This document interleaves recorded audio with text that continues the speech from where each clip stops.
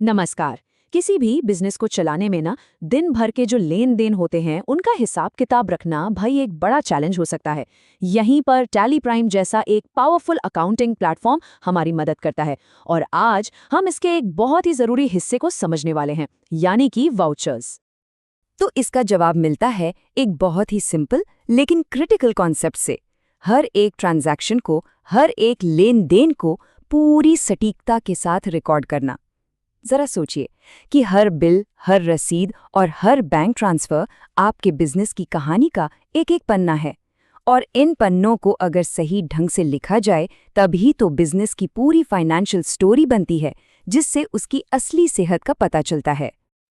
और इसी काम को आसान बनाने के लिए टैली प्राइम का एक बहुत ही शानदार सिस्टम है, ये हमें देता है वाउचर्स। अब ये असल में क्या है? ये अलग अलग वित्तीय कामों के लिए बनाए गए खास टूल्स हैं। इन्हें सिर्फ डेटा एंट्री फॉर्म मत समझिए, ये असल में वो स्मार्ट टेम्पलेट्स हैं जो बिजनेस के हर लेन देन को उसकी बिल्कुल सही जगह पर रखने के लिए डिजाइन किए गए हैं। तो चलिए एक नज़र डालते हैं कि आज हम क्या क्या कवर करने वाले हैं। हम बिजनेस की रोजाना की वित्तीय नब्ज यानी कोर अकाउंटिंग से शुरू करेंगे। फिर हम देखेंगे कि माल के आने जाने पर कैसे नजर रखी जाती है। इसके बाद कुछ स्पेशल बिजनेस टूल्स को समझेंगे और आखिर में ये जानेंगे कि सही वाउचर चुनना इतना जरूरी क्यों है। चलिए शुरू करते हैं पहले हिस्से से, दैनिक वित्तीय नब्ज। तो यहाँ हम उन वाउचर्स पर एक नज़र डालेंगे जो किसी भी बिजनेस के फाइनेंशियल रिकॉर्ड्स की, आप कह सकते हैं, धड़कन होते हैं।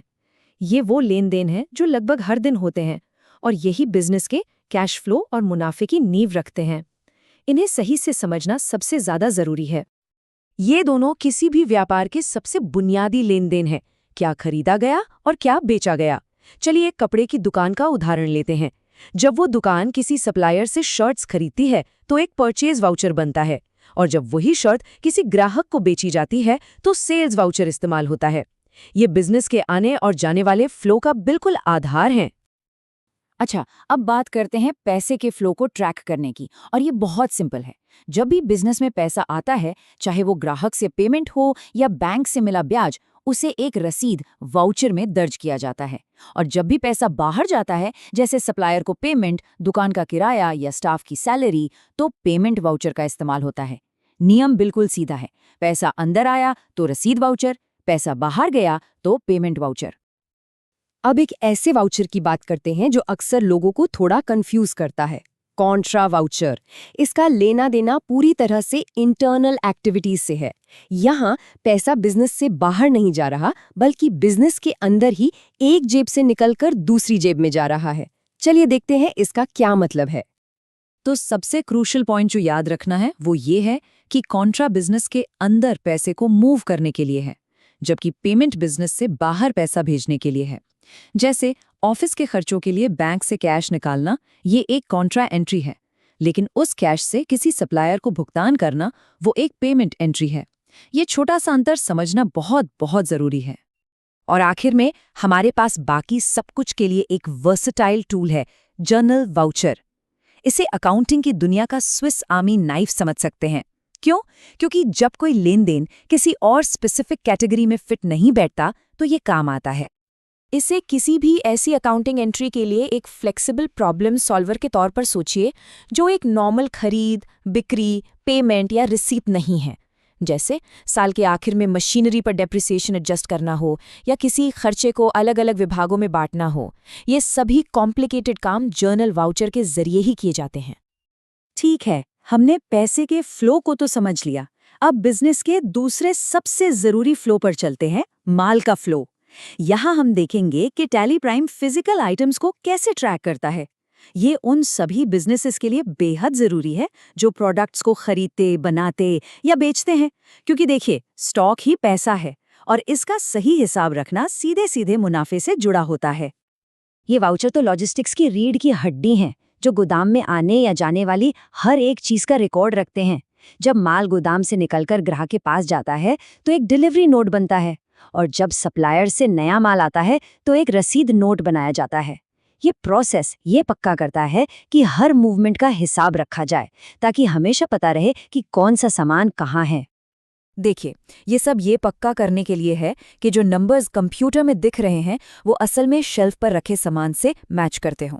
फिजिकल स्टॉक वाउचर का इस्तेमाल तब होता है जब कर्मचारी सच में जाकर स्टॉक की गिनती करते हैं, और अगर कोई अंतर मिलता है, मान लीजिए कोई सामान टूट गया या खराब हो गया, तो उसे स्टॉक जर्नल का इस्तेमाल करके सिस्टम में एडजस्ट किया जाता है ताकि रिकॉर्ड 100% एक्यूरेट रहें।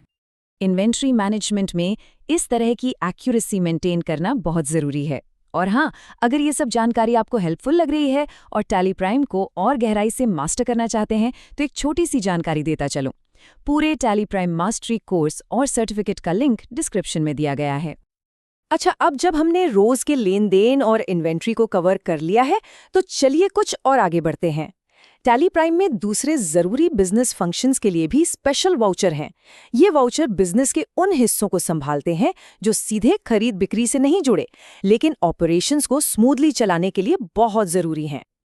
ये वाउचर भविष्य के लेन देन को मैनेज करते हैं। ये सामान या पैसे के हाथ बदलने से पहले ही आपूर्तिकर्ताओं और ग्राहकों के साथ एक्सपेक्टेशन सेट कर देते हैं। परचेज ऑर्डर भविष्य की खरीद के लिए एक वादा है और सेल्स ऑर्डर भविष्य की बिक्री के लिए। इससे बिजनेस को अपनी डिमांड और सप्लाई की बेहतर प्लानिंग करने में मदद मिलती है। अब दो जरूरी लेकिन अलग-अलग कामों को देखते हैं। पहला है पेरोल वाउचर, जो ये पक्का करता है कि कर्मचारियों की सैलरी और उससे जुड़ी डिडक्शंस सही ढंग से रिकॉर्ड की गई हैं। दूसरा है नॉन अकाउंटिंग वाउचर, जो सिस्टम को साफ सुथरा और एरर फ्री रखने में मदद करते हैं, जैसे किसी गलत एंट्री को कैंसिल करना। ये एडमिनिस्ट्रेटिव टूल्स हैं जो रिकॉर्ड की इंटेग्रिटी बनाए रखते हैं। तो हमने इतने सारे अलग अलग वाउचर देख लिए, लेकिन सवाल ये उठता है कि इन सभी प्रकारों का सही ढंग से इस्तेमाल करना इतना ज़रूरी क्यों है? क्या हम सब कुछ एक ही जगह दर्ज नहीं कर सकते? जवाब है बिल्कुल नहीं। और इसके पीछे के फायदे बहुत बड़े हैं। ये सिर्फ रूल्स फॉलो करने के बारे में नहीं है, ये एक मजबूत और भरोसेमंद फाइनेंशियल सिस्टम बनाने के बारे में है। सही वाउचर का इस्तेमाल करने से बेहतर फाइनेंशियल मैनेजमेंट का एक सीधा रास्ता खुलता है, जिसके 3 कदम हैं। पहला, ये डेटा एंट्री को आसान बनाता है, क्योंकि हर वाउचर का एक फिक्स्ड फॉर्मेट होता है जिससे गलतियों की गुंजाइश कम हो जाती है। दूसरा, ये डेटा में कंसिस्टेंसी लाता है, क्योंकि एक जैसे सभी लेन देन हमेशा एक ही तरह से दर्ज होते हैं। और आखिर में ये दोनों चीजें मिलकर कुशल और सटीक रिपोर्टिंग की नींव रखती हैं। और ये देखिए, यही है हमारा एंड गेम। जब डेटा शुरू से ही सही कैटेगरीज में डाला जाता है तो सटीक इंसाइटफुल रिपोर्ट्स निकालना बच्चों का खेल हो जाता है। एक क्लिक से देख सकते हैं कि कुल बिक्री कितनी है, कुल खरीद कितनी है और मेन खर्चे क्या हैं। ये क्लैरिटी स्ट्रैटेजिक फैसले लेने के लिए बेशकीमती है। अब जब हम इन सभी ऑप्शंस को जान गए हैं तो पहेली का आखिरी और सबसे जरूरी टुकड़ा आता है, हर बार सही वाउचर कैसे चुनें। ये पहली बार में थोड़ा मुश्किल लग सकता है, लेकिन अगर इसका कोर प्रिंसिपल समझ लिया जाए तो ये बहुत आसान हो जाता है। तो इसका सीक्रेट क्या है? अच्छी खबर ये है कि हर वाउचर के नाम और फंक्शन को रटने की कोई ज़रूरत नहीं है। इसका एक बहुत ही सरल तरीका है। ये रटने के बारे में नहीं है, बल्कि ये फाइनेंशियल एक्टिविटी को उसके लिए बने खास टूल से मिलाने के बारे में है। अगली बार जब कोई एंट्री करे तो खुद से बस कुछ सवाल पूछें। क्या पैसा बिजनेस में आ रहा है या बाहर जा रहा है? क्या ये सिर्फ एक इंटरनल ट्रांसफर है? क्या ये माल की मूवमेंट से जुड़ा है या ये कोई एडजस्टमेंट एंट्री है? इन सवालों के जवाब अपने आप सही वाउचर तक ले जाएंगे। क्योंकि जब हर लेन देन अपनी सही जगह पर होता है तो नंबर्स सिर्फ डेटा नहीं रह जाते, वे बिजनेस के सफर की एक साफ और स्पष्ट कहानी बन जाते हैं। तो मैं आपको इसी सवाल के साथ छोड़ती हूँ, आपके वित्त क्या कहानी बताते हैं? और अगर उस कहानी को और भी बेहतर ढंग से लिखना चाहते हैं तो याद रखिएगा, पूरे टैली प्राइम मास्टरी कोर्स और सर्टिफिकेट का लिंक डिस्क्रिप्शन में है।